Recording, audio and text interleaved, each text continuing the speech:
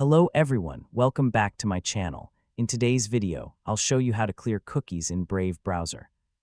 Clearing cookies can help fix website issues, remove saved sign-in information, and improve your privacy. First, open Brave browser on your computer. Click the menu icon in the top right corner and select Delete Browsing Data. When the Browsing Data window appears, make sure you're on the Basic tab. Here you'll see different types of browsing data that can be removed. Check the option called Cookies and Other Site Data. This will remove cookies stored by websites on your browser.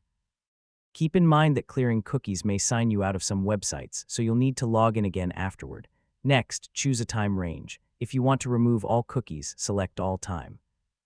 You can also choose another time range if you only want to clear recent cookies. Finally, click the Delete Data button. Brave will delete the selected cookies in just a few moments. That's it.